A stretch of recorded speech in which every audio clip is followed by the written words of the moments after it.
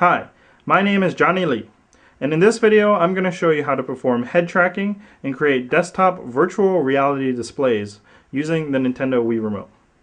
Now first, what do I mean by a desktop VR display?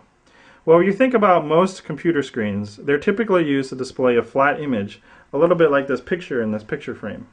Even if the picture is of something 3D, like a video game, the picture is still flat. So it doesn't change depending on what angle you view the screen at. A desktop VR display, however, is a little bit like taking the picture out of the picture frame and then just having the frame. Now the scene actually changes depending on what angle I view the screen at. So this essentially becomes a portal or a little window into another room. Now to do this, the computer needs to know the location of your head relative to the screen, and this is called head tracking. Now to perform head tracking, we're going to be using the Wii remote and the sensor bar, but we're actually going to be using them backwards. We're going to put the Wii remote next to the TV and actually move the sensor bar instead. The Wii remote actually contains an infrared camera, and the sensor bar is simply two sources of infrared light. When the camera sees the two dots of light, it's going to give an approximate location of my head horizontally, vertically, and in distance from the screen. Okay, the tricky part is now we're going to have to find some way to mount the sensor bar onto our head.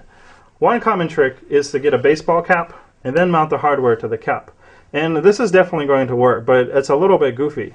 So instead, some hardware stores sell these safety glasses with LEDs built in on the side meant to be used as headlamps. Now if you replace the LEDs with infrared ones, you essentially get your head-mounted sensor bar and a nice sporty safety goggle form factor. Once we've created our head-mounted sensor bar and I've connected my Wii remote to my PC, we're ready to do some head tracking. Behind me is a demo program of a 3D room with some targets floating in it. Now because the effect only works for the person wearing the sensor bar, I'm going to have to show you the effect through a moving camera. Now to do this, I'm literally just going to hold the sensor bar at the base of the camera and move it around. Just a quick note, to power the sensor bar, I simply turn on my Wii after I've connected my Wii remote to my PC. First, I'm going to show you what it looks like without head tracking, which is what displays normally look like. You can see that although it's a picture of a 3D room, the image looks very two-dimensional and bound to the surface of the TV.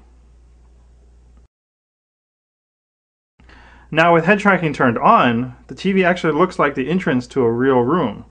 Just like in real life, by moving our head around, we can look behind objects. And if you look really closely, some targets actually appear to be floating out in front of the screen, reaching into the real world. If we get closer to the screen, we get closer to the objects, and we can even get behind the ones floating in front of the screen.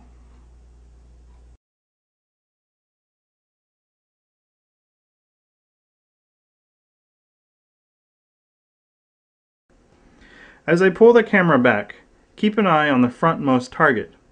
Head tracking provides the illusion that the target is actually floating directly above the laptop screen, far in front of the TV.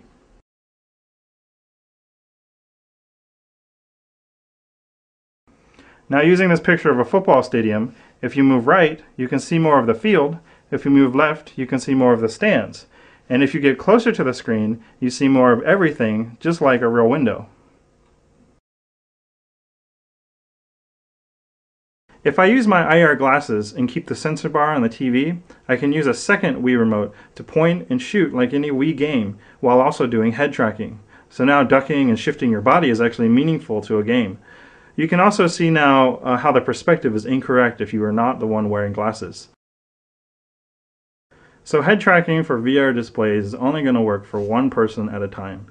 But for that one person, the 3D experience is going to be far more realistic and immersive than anything else we see in homes today. So if you're watching this and you're a Nintendo Wii game developer, I want to see some games. Anyway, as usual, you can visit my website to download this software and find out more information about my other Wiimote projects.